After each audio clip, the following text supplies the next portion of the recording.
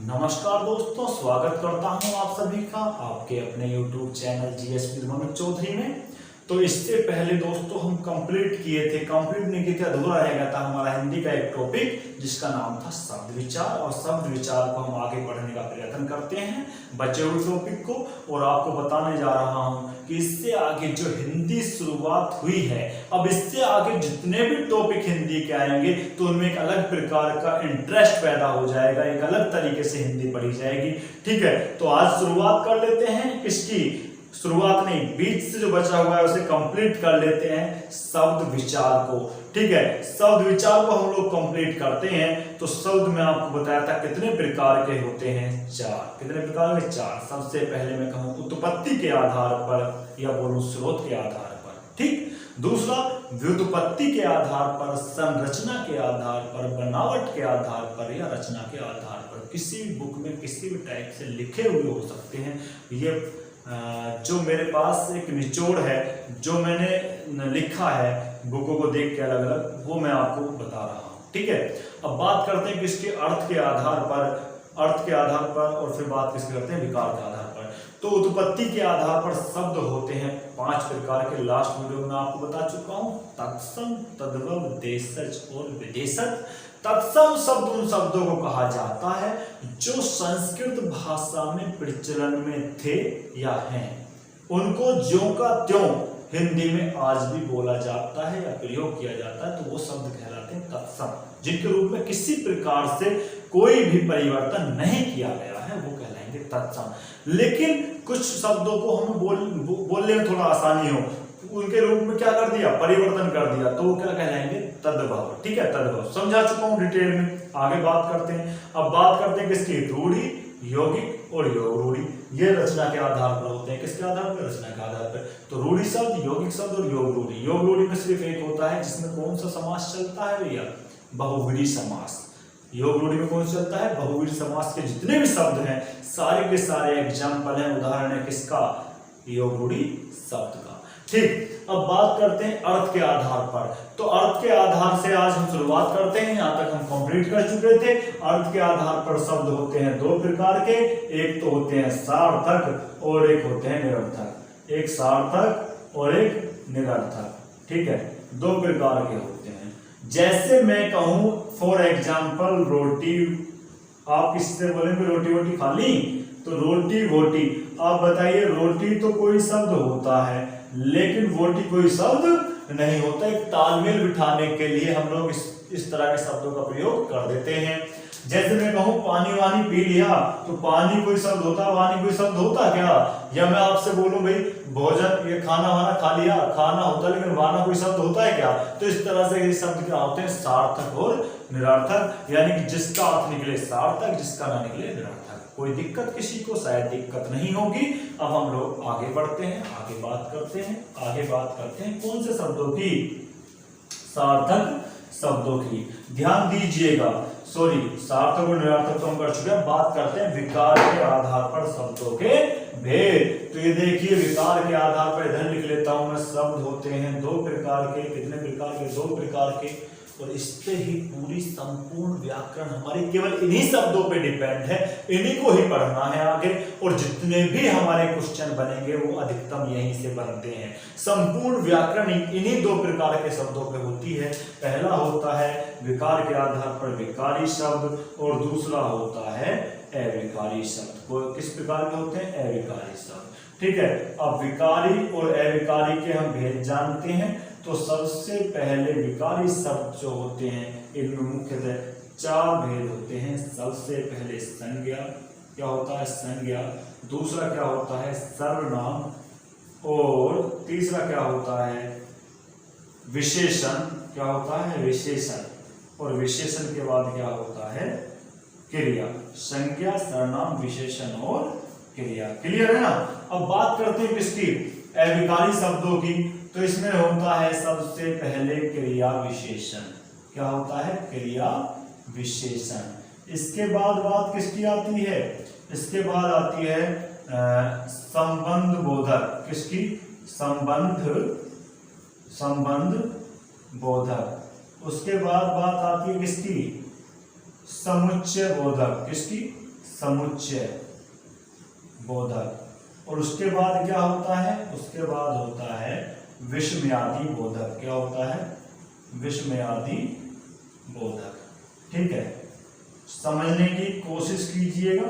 ठीक है, संपूर्ण जो हमारी हिंदी व्याकरण है वो यहीं पे डिपेंड है। इसमें निपात वगैरह जो भी बचे हुए टॉपिक है वो मैं करा दूंगा, कोई प्रॉब्लम नहीं है, लेकिन मुख्यतः जो भेद हैं वो यही होते हैं। आपके समझ में आ रहे होंगे उम्मीद करता हूं।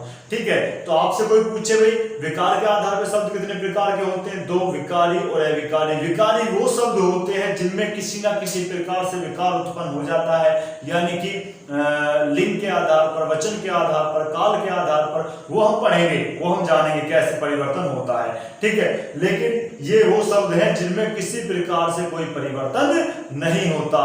ये कैसे शब्द होते हैं, अविकारी, जिसमें मैं आपको मुख्यतः रूप से बता दिया हूं। क्रिया विशेषण, समुच्चय बोधक, विस्मयादि बोधक, और हमारा कौन सा है, हमारा है कौन सा, संबंध बोधक। क्लियर है, चारों प्रकार मैं आपको बता चुका हूं। अब हम लोग आगे बढ़ते हैं, ध्यान दीजिएगा। हमारा एक टॉपिक था शब्द विचार। शब्द विचार में आप पढ़ चुके हैं शब्दों के भेद। अब मैं कुछ और नई चीजें बताता हूं जो आपको शायद किसी एडवांस बुक में मिले, या फिर आपकी जानकारी के लिए आपको मालूम होना अति आवश्यक है।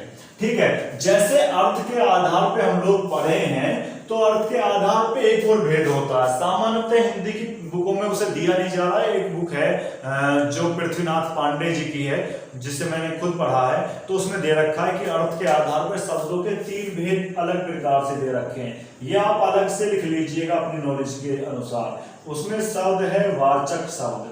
कौन सा है, नंबर 1 वाचक, नंबर 2 कौन सा है, नंबर 2 है लाक्षणिक। कौन सा शब्द, लाक्षणिक। और नंबर 3 पे कौन सा है, व्यंजक। नंबर 3 पे कौन सा है, व्यंजक शब्द। क्लियर है, ये 3 प्रकार के शब्द हैं। अब इन तीनों में क्या भेद है वो मैं आपको बता देता हूँ। कभी आपसे पूछने लगे वाचक शब्द कौन सा है, व्यंजक शब्द कौन सा है और लाक्षणिक शब्द कौन सा है, तो आपको दिक्कतों का सामना करना ना पड़े, इसलिए इनको हम एडवांस में देख लेते हैं। अब देखिए, अगर मैं कहूं वाचक शब्द, तो वाचक शब्द सारे के सारे वो शब्द होते हैं, सभी शब्द वो होते हैं जो हमारे कौन से होते थे, रूढ़ी शब्द होते थे या सार्थक शब्द होते हैं। वो सब खाना, नहाना, पीना, सोना, जाना, आना, सब कैसे हैं, वाचक शब्द हैं, कोई दिक्कत नहीं। मैंने खाना खाया, वाचक है। कैसा है, वाचक। अब बात करते हैं लाक्षणिक। कैसा है, लाक्षणिक। इस चीज को समझना, वाचक शब्द आपको समझ में आया, नहीं आया, आ गया, तो बात किसकी करते हैं हम, लाक्षणिक की। लाक्षणिक शब्द कौन से शब्द होंगे, लाक्षणिक जो लक्षण बताएं। जैसे कि हम कभी कभी बोलते हैं तुम बिल्कुल गधे हो। क्या बोलते हो, तुम बिल्कुल गधे हो। इंसान कोई भी हो, किसी भी प्रकार का हो, लेकिन गधा नहीं हो सकता। समझ रहे मेरी बात को, इंसान कोई भी हो, गधा नहीं हो सकता। लेकिन गधा कहने से तात्पर्य होता है कि वो गधे के समान मूर्ख है। कैसा है, गधे के समान मूर्ख है। तो ऐसे शब्द, ऐसे वाक्यों में शब्दों का जब प्रयोग किया जाता है तो वो कहलाते हैं लाक्षणिक शब्द। कैसे शब्द कहलाते हैं, लाक्षणिक। समझ में आ रहा है आपको, क्लियर है ना। ठीक है, अगर मैं कहूं कि व्यंजक, व्यंजक शब्द कौन से होते हैं, तो व्यंजक शब्द वो होते हैं जैसे दो चोर हैं, माना आपस में बात कर रहे हैं। अब आपस में बात कर तो एक चोर दूसरे चोर से बोलता है, यार देख कितनी अंधेरी रात है। तो कितनी अंधेरी रात है, वो रात के अंधेरे से जो उसका तात्पर्य है वो केवल ये है कि चोरी करने के लिए कितनी अच्छी रात है, चोरी करने के लिए कितना अच्छा माहौल है। उसका तात्पर्य केवल इतना होता है। चीजें समझ में आ रही है ना आपके। ठीक है, अर्थ के आधार पे 3 भेद अलग से मैं आपको बता दिया हूं। वैसे क्या होते हैं, सार्थक और निरर्थक। ठीक है, वाचक शब्द, लाक्षणिक शब्द और व्यंजक शब्द। क्लियर हो गया होगा, उम्मीद करता हूं। अब हम लोग आगे बढ़ते हैं। ठीक है, देखिए हिंदी हमारी मातृभाषा है। हिंदी पढ़ने में जो आनंद की अनुभूति होती है वो किसी अन्य विषय को पढ़ने में नहीं होती। ठीक, अब हम एक अलग से, मैं एक अलग एडवांस में बताने जा रहा हूं आपको। जैसे कभी कभी पूछता है, परीक्षाओं में अक्सर पूछे जाने वाली चीज है कि आपसे पूछेगा बताइए अकारांत शब्द कौन सा है। कौन सा, अकारांत।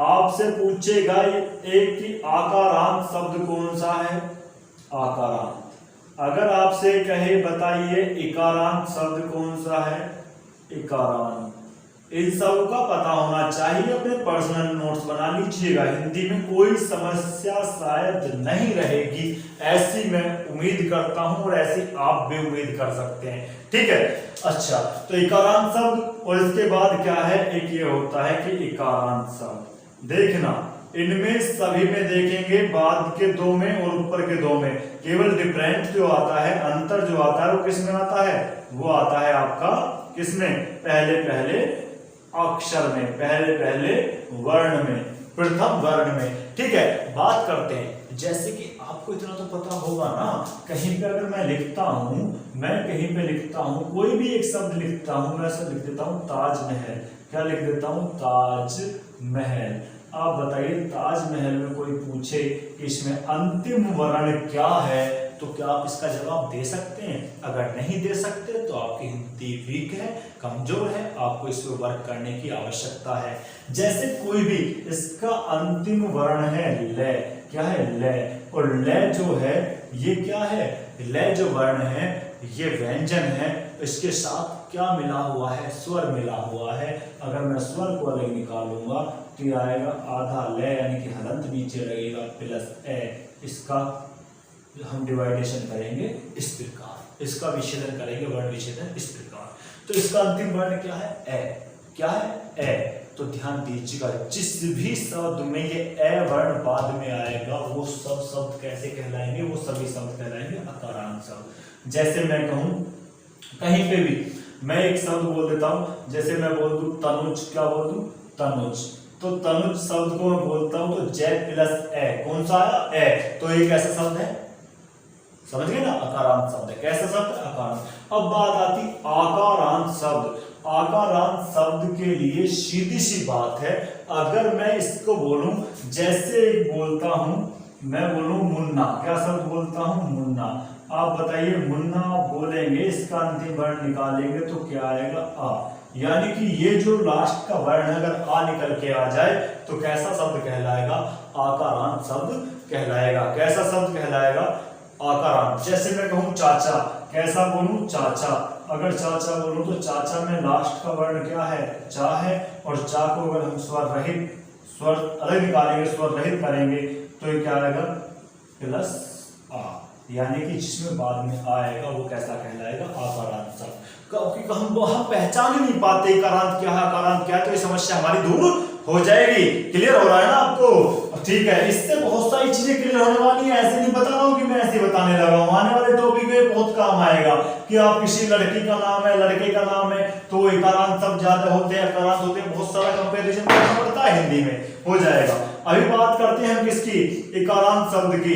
इकारांत शब्द ये देखिएगा, अगर कहीं पे मैं लिखूं रवि, क्या लिखूं, रवि, तो इसमें अंतिम वर्ण क्या है, वी, और यदि इसको मैं स्वर रहित करूं तो वो क्या हो जाएगा, आधा व प्लस छोटी ई। क्लियर है? तो ये क्या है, जिसमें लास्ट का वर्ण ये छोटी ई आए तो कैसा कहलाएगा, इकारांत शब्द। क्या आपके समझ में आ रहा है?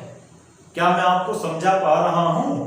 ठीक है, क्लियर हो रहा है ना? चीजों को समझिएगा, लिख लीजिएगा, पर्सनल नोट्स बनाइएगा, और हमेशा ध्यान दीजिएगा किसी के दिए हुए नोट्स या लिखे हुए नोट्स कभी मत पढ़िएगा, अपने नोट्स खुद लिखिएगा। अपनी भाषा में लिखी हुई चीज जल्दी से समझ में आती है और दूसरे की लिखी हुई चीज जल्दी समझ में नहीं आती। क्लियर है? अगर सफलता लेनी है तो अपने नोट्स खुद बनाइएगा।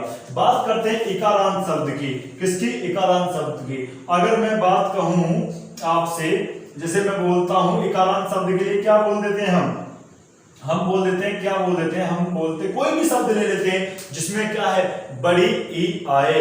क्या है, बड़ी ई आए।